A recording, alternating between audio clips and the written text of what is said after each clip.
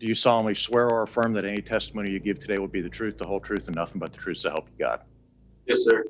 Aiden Fucci pleaded guilty to the first-degree murder of Tristyn Bailey on the 3rd of June 2021. Because he is a minor, Aiden Fucci is not facing the possibility of a death sentence.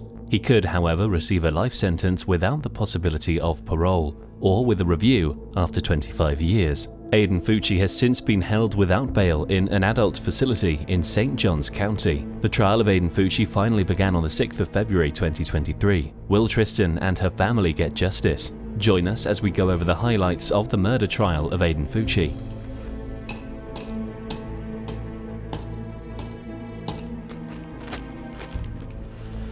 This jar now holds 114 stones, one for each of the 114 stab wounds that my sister had to endure.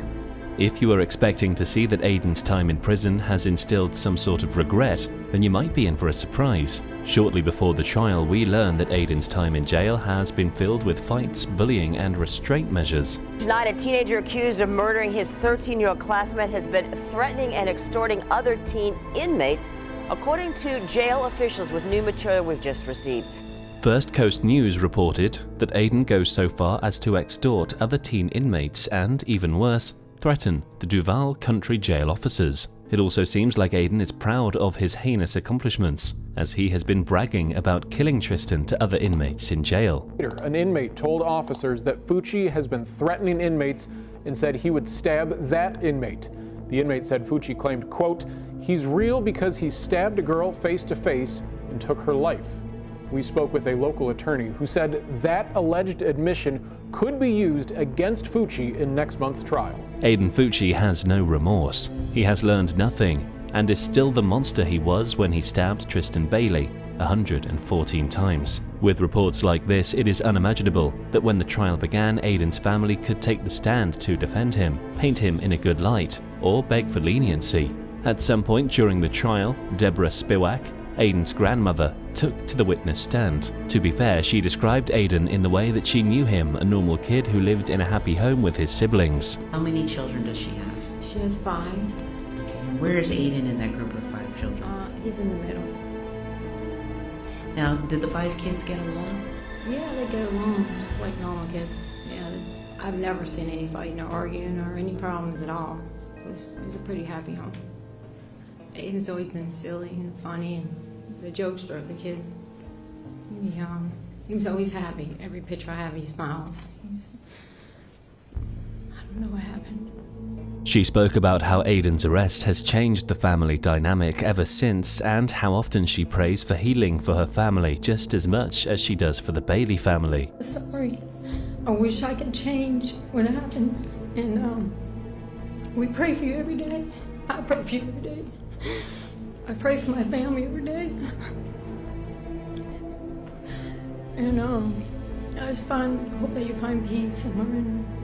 Tristyn's family always showed up to court in her favourite colours, aqua and white. You could see them holding back the tears and still having to hear Aiden's grandmother go on about how the Fucci family also lost a son that night. Just know that he has a good family and we miss him.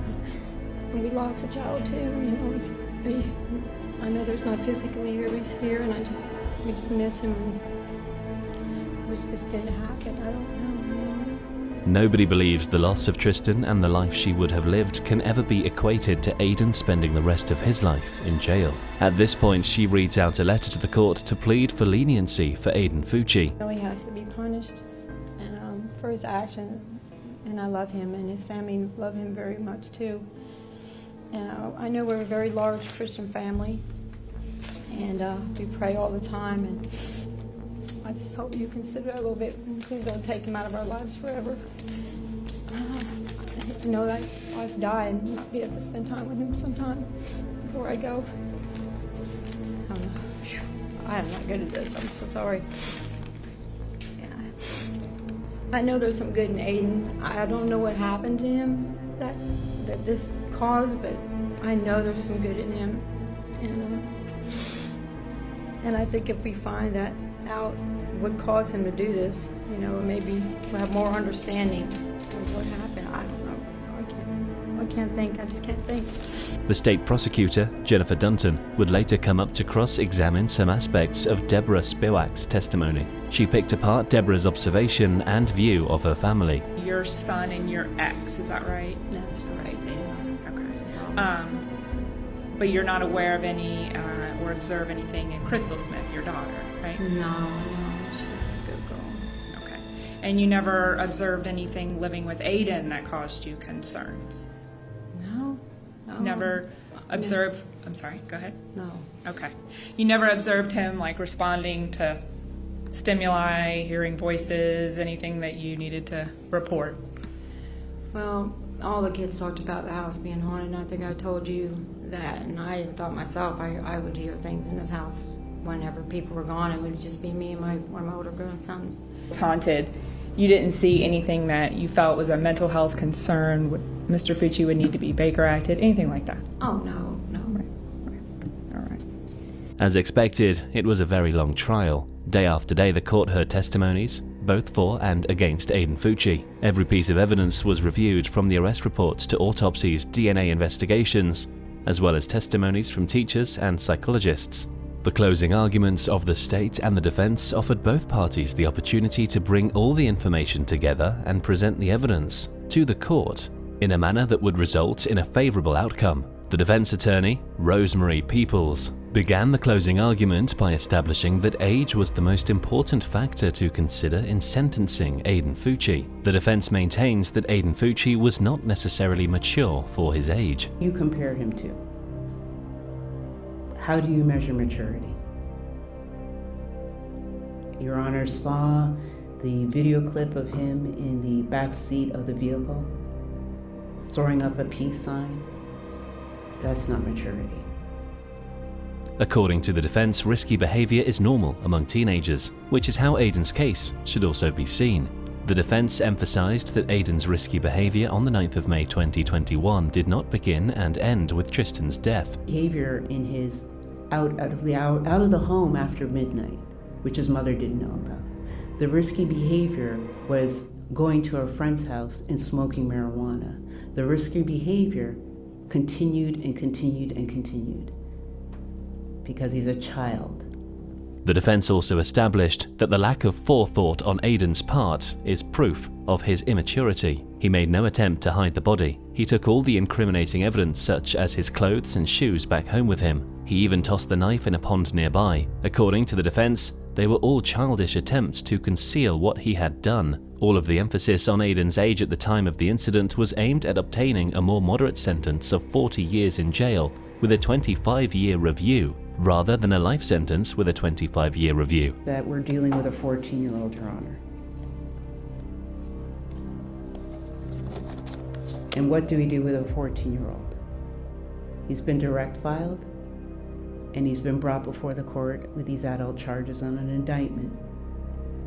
But the court still has the opportunity to consider his age and give him a term of years.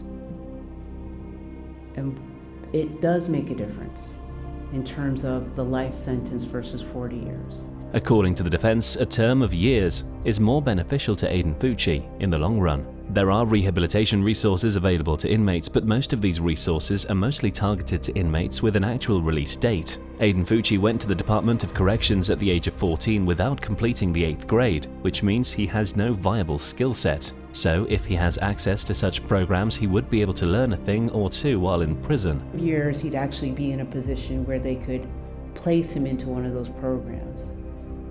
He loves working with cars like his father. And that opportunity to learn a skill so that when he reaches his 25-year review, he would actually have an opportunity to present himself as a skilled or some sort of skilled trade would be another reason why to give him a term of years versus a life sentence.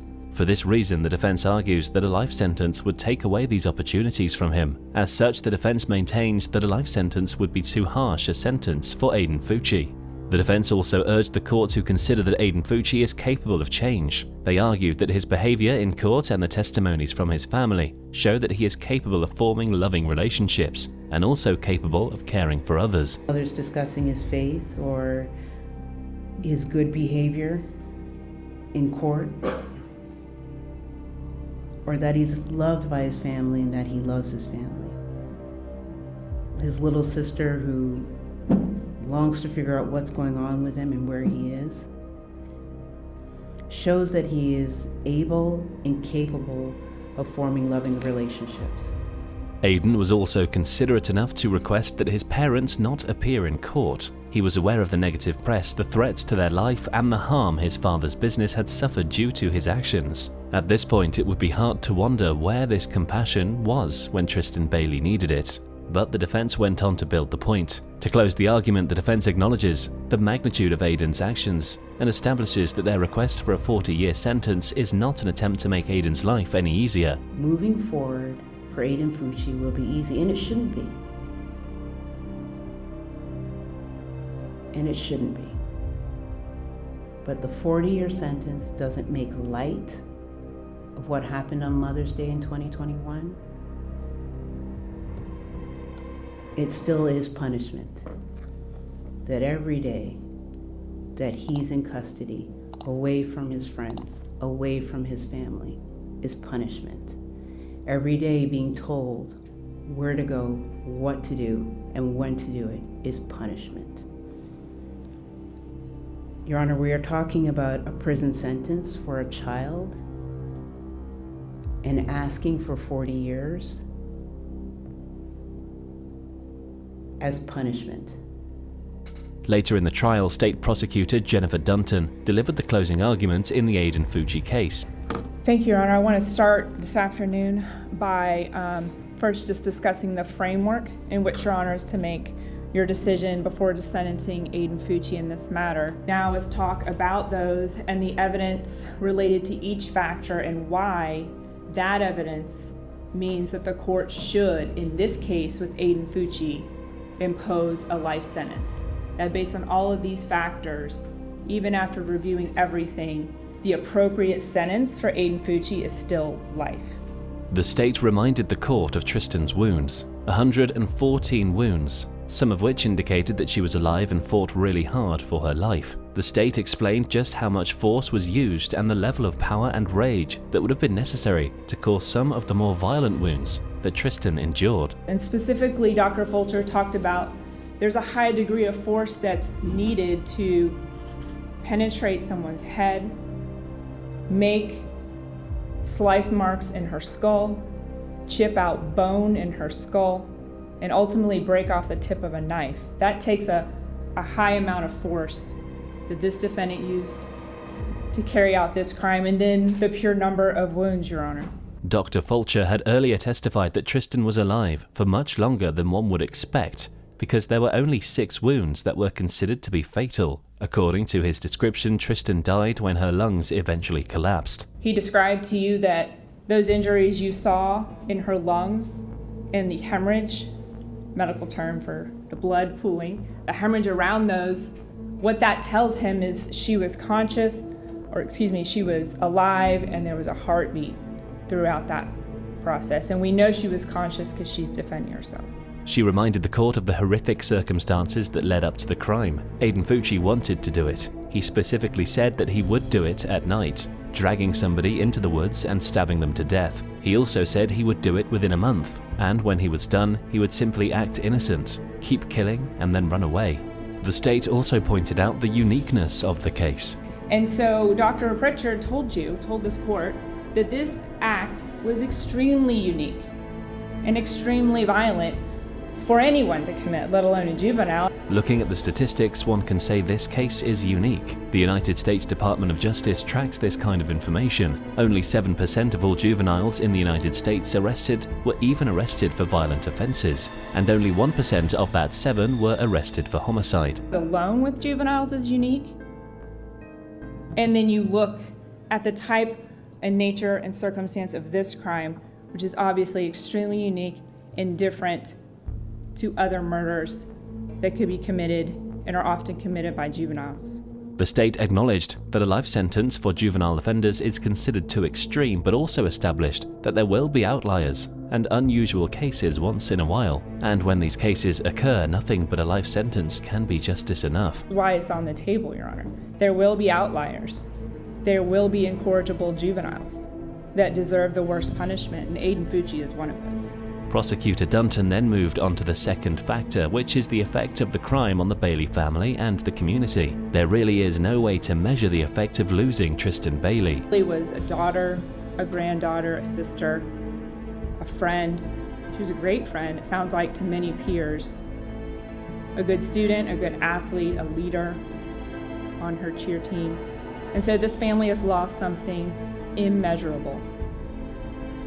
And it's not only the family, and the statutes tell you, you can consider the loss on the community, and you've heard a lot about that, and I'm sure you will, and continue to read the letters that came in from local community and beyond, people that were touched by this case one way or the other because they knew the family, knew Tristyn, or knew someone affected. And there was over 100 letters submitted outside of this family. This has been an extremely unique case that's touched this community in a unique way. Another factor brought up by the state was the question of who Aiden Fucci is and the arduous task of understanding why he committed this particular crime. Sure. A lot of them will take risks. They will make bad decisions, certainly. But is this murder just that? Or is this something different? On paper, Aiden was young when he committed the crime, but the court was reminded of all the testimonies by teachers and some of his peers that Aiden saw himself as more mature than others. Talking about intellectual capacity, the court was reminded that both psychologists who worked on this case pointed out that there was no evidence of a cognitive deficit or intellectual disability in Aiden Fucci. Heard the testimony through Dr. Pritchard of how the teachers described it. It was more academic and a lack of motivation. That's completely two different things. And Dr. Bloomfield even had to agree to that point today. He was designated SLD, which means his performance was not up to par where they would expect him to be, and that was based on a learning disability. His last IEP was done right before this homicide. He was on track to earn a standard diploma. And then you heard about the behavioral issues in school which start to go to this mental and emotional health at the time. And again, we're comparing him to like peers. We're comparing him to juveniles in general. And this juvenile had overall 22 disciplinary referrals. Testimony in the records showed several suspensions. And again, Dr. Pritchard has information and relies on general information about juveniles when saying this is an outlier. Only 5 to 7% of students K through 12 in their whole life get suspended one time. Unlike what Aiden's grandmother earlier testified, Aiden had always had behavioral issues. The state reminded the court that, according to the school records, Aiden had an overall 22 disciplinary referrals and quite a number of suspensions before committing this crime. And this is obviously a teen who had continuous disciplinary problems, behavioral problems, some of them violent, threatening to throw another student out a window, fighting, disrespect. Dean Wetchin said he definitely didn't like to be disrespected, and he had a huge problem with authority. So that is who Aiden Fucci is. All of these teachers were asked, and I believe I went through this with Dr. Pritchard, you had all of his 8th grade teachers essentially and the dean interviewed, and they all stated he knew the difference between right and wrong. He knew how to react.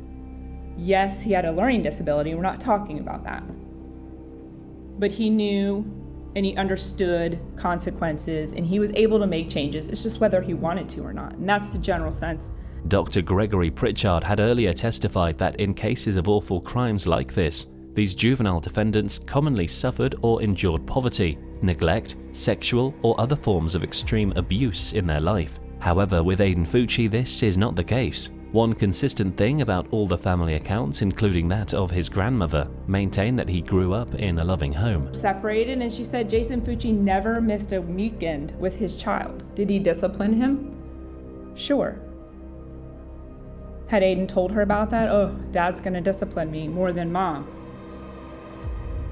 And he had verbalized a few things to Sophie Bauman about that, but outside of that, outside of being disciplined when he misbehaved, there's no reports, no evidence of any sort of unusual, neglectful, abuseful home. He had it all, according to Grandma. He was spoiled. And the brothers felt the same way about being raised in that house. Another consistent theme in all testimonies against Aiden Fucci is his utter failure to appreciate risks and consequences. Dr. Pritchard had earlier testified that he doesn't attribute immaturity to the commission of this offense. She was 14. It's a fact that he's a juvenile and less mature than adults. What matters was the crime, was the act a result of an immature, impetuous decision or behavior? According to Dr. Pritchard, impetuous behaviors common among juveniles include going to rob a store and unintentionally shooting the attendant, drunk driving, or just generally anything risky or reckless. But this was not the case with Aiden Fucci. Generally understand risk. He's not one of those people who just can't grasp it, that they don't understand. There's a difference.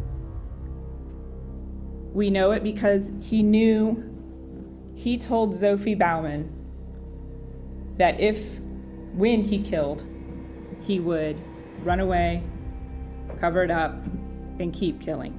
Rather than immaturity, Dr. Pritchard attributed Aiden's actions to be impetuous by considering what he did after committing the crime, proving that he knew there would be consequences. Aiden immediately hid the murder weapon by throwing it in a pond. The cameras in the house show that he hid his shoes and white shirt behind his dresser as soon as he got home. Even by sneaking into the house, it is clear that he didn't want to be seen or heard by anyone. He knew he had just done something wrong, and he was trying to cover it up, and then he lies. This isn't impetuous behavior. While the state was rounding up its closing arguments, the court was reminded of Aiden's behavior right after killing Tristyn, the manner in which he behaved in the back of the patrol car. He was the only person in the world who knew where Tristyn was at the time, yet he was laughing and making fun of the situation. Prosecutor Dunton described it as just plain callous behavior. From that point, his demeanor in the interview room was just appalling. He was calm and asked his parents what Tristyn's missing has to do with him. What does this have to do with me? Why am I here? Not even looking. No, told his parents he wasn't scared. Not really. And then, of course, his behavior in the jail and all of the extortion and threats to guards and other inmates. While it is normal for inmates to get into fights, the prosecution finds Aiden's case unique in the sense that he brags about his crimes. Aiden Fucci often uses the specifics of his crime to boast himself up to get what he wants in different situations. You would hear him say, "I don't shoot my victims, I stab them face to face." He is manipulating, scarring, and fighting others to exert dominance. This concerning behavior is one that the state also believed should be considered in his sentencing. Done nothing to this point to exhibit any sort of desire, care, remorse to change anything about his future behavior. You to do an individualized sentencing. And all the evidence that we brought you, and especially through Dr. Pritchard, should help you do that.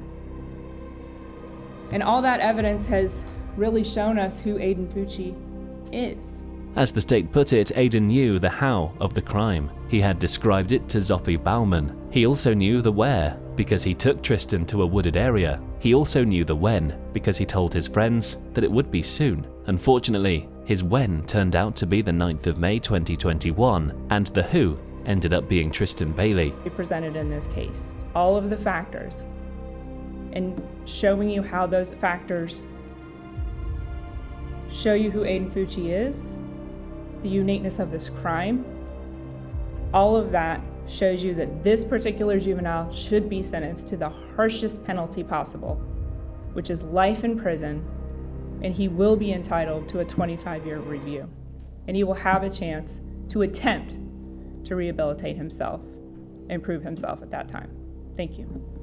After weeks in trial, Judge R. Lee Smith imposed a sentence on the 24th of March 2023. But before that, there are some noteworthy highlights from his statement. The judge began by acknowledging some factors that must be considered in determining whether a term of years or a life sentence is most appropriate in the case. The factors that he was to consider included the nature and circumstances of the offense committed, its effect on the family and community of the victim, the age, intellectual capacity, mental and emotional health of the defendant at the time of the offense, the background of the defendant, the failure of the defendant to appreciate the risks and consequences of the offense. He also had to consider the extent of the defendant's participation in the offense. the effect of familial pressure or peer pressure on the defendant's actions, the criminal history of the defendant prior to the offense, and the possibility that the defendant could be rehabilitated.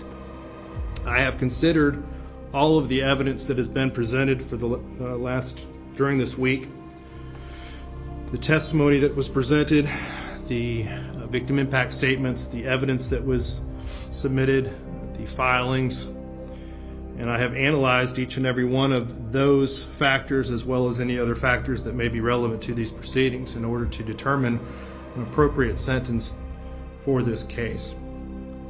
Being required by the statute to make specific findings on the record, the judge began to go over each factor and how it affected Aiden's sentence. He began with the age factor. I'm going to begin with factor C, the defendant's age, maturity, intellectual capacity, and mental and emotional health at the time of the offense.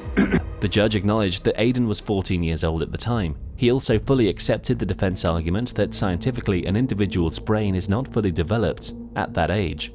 There is no question to the science behind that. This court recognizes it, accepts it. The court finds that the defendant himself was of average maturity for his age. However, he did find that based on all related testimonies, Aiden was of average maturity for his age. He had a learning disability and problems with authority, but there was a plan in place, and resources were being channeled into assisting him. While addressing Aiden's mental health, the judge segged into the next factor, which was the topic of Aiden's background. The judge expressed that irrespective of Zofie Bauman's testimony, the court does not find that Aiden suffered any type of physical or mental abuse at home. The testimonies in court from his grandmother and the dean in school showed that Aiden had a good and stable home environment. Despite their absence, the letters that were also submitted by his father and mother indicated a strong father-son relationship. Bennett had a fairly normal home environment. He had two parents who were very involved in his life. The testimony from the grandmother was that his father never missed time sharing, his mother never missed time sharing. Moving on to the next factor, which was the extent of the defendant's participation in the offense. The court found Aiden to be the sole participant in the offense. He was 100% responsible for this murder.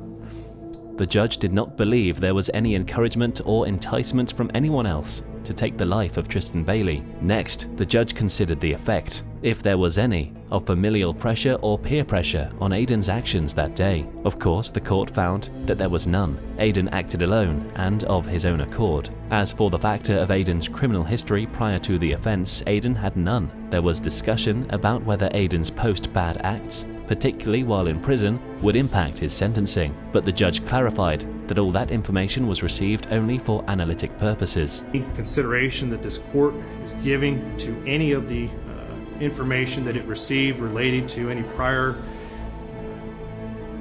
acts in school or fights or any of the statements or acts that occurred after his arrest while he was incarcerated were received and considered solely for the purpose of analyzing the factors in this statute. It in no way, shape, or form does this court has this court considered those matters in order to enhance his sentence. It is simply to apply them and apply those issues to these particular factors. When considering the possibility of Aiden Fucci's rehabilitation, the judge recognized that Aiden Fucci had shown some ability to modify his behavior. J, the possibility of rehabilitating the defendant. I would say that the defendant has shown some ability to modify his behavior that was shown in school through the Dean of Students. However, based on Dr. Pritchard's evaluation of the exceptional nature of this case, and how Aiden's conduct was so uncommon in comparison to people his age, the court determined that there was a dismal outlook for rehabilitation. The judge spent quite some time considering the effects of Aiden's actions on the victim's family and community. This crime that is had on the victim's family and on the community is significant. There is no greater loss than the loss of one's own child. The The court found that the nature and circumstances of her death caused even greater trauma to her loved ones and the community at large. Her parents and siblings all provided compelling victim impact statements that, more than anything, showed the court their grief and personal struggles with coping with the victim's death, not to mention the tremendous effect her death had on the community. This court has reviewed all of the letters that were submitted by her friends, teachers, coaches, and others. Approximately 150 letters were received. I have read all of them, and all of them strike a similar chord. This was a devastating crime. It was devastating to the children of this community. It materially changed an entire community. The court acknowledged how difficult it was for members of the community to access mental health resources after Tristyn's death. Since Tristyn was so gruesomely murdered, there was a significant reduced access to mental health care, as there were insufficient counselors to match the increased need for them. Individuals had to wait weeks or even months before they could get in to see a grief counselor. The court gave this factor a lot of weight. Lastly, the judge considered the nature and circumstance of the crime. The judge explained that the court had seen its fair share of autopsy photos, but still found the photos in this case particularly difficult. Stab wounds, 49 defensive wounds, 35 wounds to the head and neck, 29 to the back and shoulder, and 6 fatal wounds. The court found that Tristyn Bailey suffered a painful and horrifying death. The court also found a heightened level of premeditation in the case, based on his prior statements to his girlfriend, Zoe Bauman. The court agreed with the prosecution that this crime could be considered to be an outlier. This court finds that the defendant's participation in this offense was not the result of immaturity or impetuosity. He understood the risks and consequences of his actions. He previously told his girlfriend that he was going to do this. That clearly shows that he had been planning it. The court also found it very troubling that this crime had no motive. It was not done out of greed, in retaliation, retribution, or revenge. Nor was it a crime of passion. A crime that was committed because he felt rejected by her. It was not done in a fit of uncontrollable anger. There was no reason. There was no purpose. It was done for no other reason than to satisfy this defendant's internal desire to feel what it was like to kill someone. After carefully considering this factor and all others before this one, the court was ready to impose a sentence. If you and your attorneys would please rise. Counsel, is there any legal reason why this court cannot impose sentence at this time? No, sir. Having entered a guilty plea, Aiden Fucci was adjudicated guilty of first-degree murder and was sentenced to life in prison with a review after 25 years. Of the premeditated first-degree murder of Tristyn Bailey, I sentence you to life in prison. Because of your age, you are eligible for review of the sentence in 25 years. Aiden was also given 30 days to appeal the legality of the court's sentence and was first taken to the Duval Country Jail. Corrections to notify you when you are eligible to apply for your review hearing. Madam Clerk, if you will please impose the minimum fines and court costs. Mr. Fucci, you have 30 days to appeal the legality of this court's sentence. If you wish to appeal but cannot afford an attorney, one will be appointed for you. From there, Aiden was immediately transferred to the Sewanee Correctional Institute within hours. This would most likely be the home of Aiden Fucci for the foreseeable future. It was a surprise even to us at how quickly Aiden Fucci was transferred to the prison in Sewanee County. The attorney I talked to said it can even take a couple of months for a prisoner to transfer, but now that he's in prison, the focus is where the case goes from here.